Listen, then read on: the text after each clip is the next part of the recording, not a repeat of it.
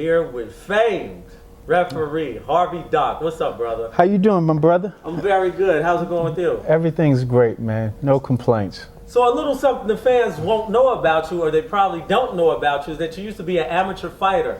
Tell us a little bit about your amateur background. Yeah, I did some amateur boxing for a few years. I won a few local tournaments. You know, nothing extravagant. Won the Golden Gloves in the state tournaments. You know, got my feet wet in the boxing game a little bit before I started officiating. So I enjoyed that. You went to the Nationals as well. I did. Who were some of the notable names that were in the Nationals at the same time? So '94, I was out there with the very young Floyd Mayweather. What? I was out there with the young Fernando Vargas. I was out there with the young Zab Judah. And when you saw those guys as young teenagers, you knew they were special talents, and they were going to go on to have good pro careers as they did. And Antonio Tarver. Antonio Tarver was knocking everybody out in the light heavyweight division. So you didn't want to walk around that light heavyweight division around that time, because Tarver was not just winning, he was knocking guys dead. So yeah, I had a chance to see some future champions. So you were around the '96 Olympic team.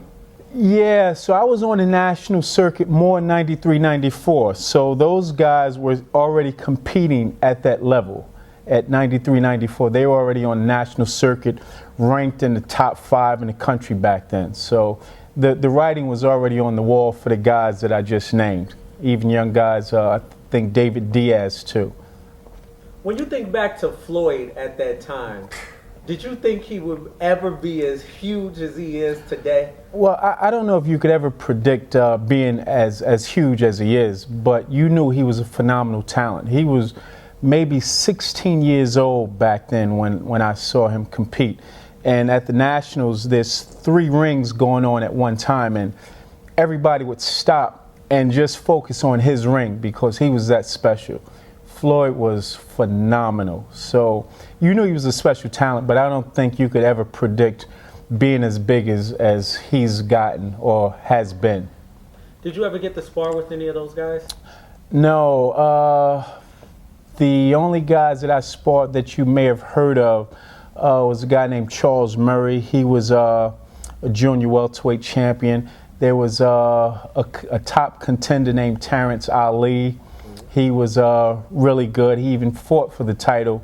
He fought Julio Cesar Chavez, but none of the guys I just mentioned, no.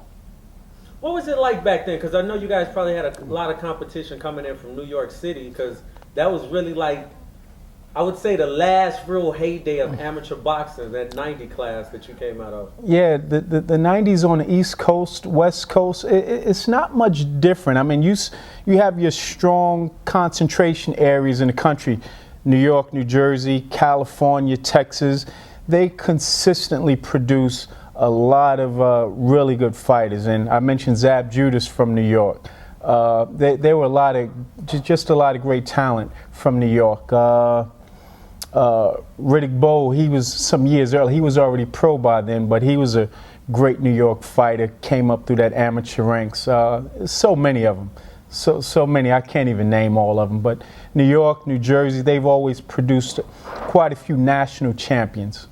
Now I'm going to have to put you on the spot now. Okay. Which city produces the best boxers, or has produced the best boxers? It's hard to say. I mean, if you really go by concentration, I would say somewhere at the top is probably Philadelphia. Philly produces a lot of great fighters. So I don't know if there's a study that would show which cities produce the most national champions, but I would imagine Philadelphia, New York City, they have to be right up there near the top in certain parts of California and Texas. So you were 6'1". Yes. You are 6'1". Yes. You fought at super welterweight, or? Well, that's where I won some titles. I actually started when I was about 15, so I was like a long, lanky 132 pounder, which would be considered a lightweight. So how was it dropping weight? It kind of reminds me of Jerry Hurd a little bit because he's a 6'1" bigger guy that fights in at that weight class. Yeah, no comparison. I wasn't doing whatever he's doing to cut weight. I didn't walk around 25, 30 pounds over my fight weight to make weight. So, you know, at most as a young kid whose metabolism is burning fast, maybe I was walking around 10 pounds overweight. So I didn't have a drastic weight cut the way a lot of these professionals do it today. Okay, so you were around the weight. Yeah, I was, you know, a teenager. So, you know, weight cut wasn't a big issue for me. You know. So how would you compare? Who would you compare your fighting style to? I don't know if I would compare myself to anyone. I was, you know, I tried to box like most tall, rangy fighters. I tell you who I used to watch, who I tried to fight like if I could. Mark Breland was awesome. Yeah. Mark Breland was long, lanky, and he knew how to keep guys at bay, and when they got too close, he'd drop that right-hand bomb on them. I mean, I think a lot of tall, long, lanky guys watched Mark. Mark was a little older than a lot of amateurs from my generation, but we watched guys like him. If you had that body frame and, you know, you tried to structure certain things and take certain things away, and he showed you how a long, lanky, tall fighter could be successful. Not many people did it like Mark, but yeah. Mark was somebody to watch if you had that long, lanky frame like I do. Did you study Hearns at all? Because I noticed, I was watching a video of you fighting the amateurs, and you turn to right like Hearns.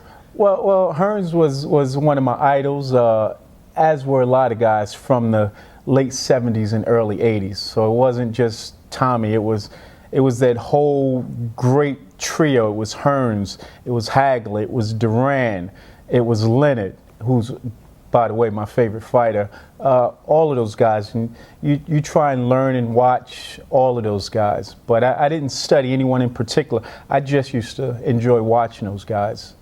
So we mentioned Floyd Mayweather earlier, right. And you two guys have something in common that I found out. You guys are both undefeated in the pros. Floyd is 50-0, and you're 1-0. Tell us about your one pro fight. Oh man, that's funny. No, you know, obviously I didn't have Floyd Mayweather type talent, so I knew my limitations. I had a decent amateur career, and I had one pro fight. It was more or less to say this is something that I've done for a while. I wanted to give it a shot. I tried it, but I knew it was nothing I wanted to make a living off of. So I went on and, you know, joined the regular working world, you know. Yeah. How'd it go? I'm guessing it was a 4-rounder. Yes, it was a 4-round fight. I won a decision, won a unanimous decision. I don't even remember the guy's name. That was a long time ago.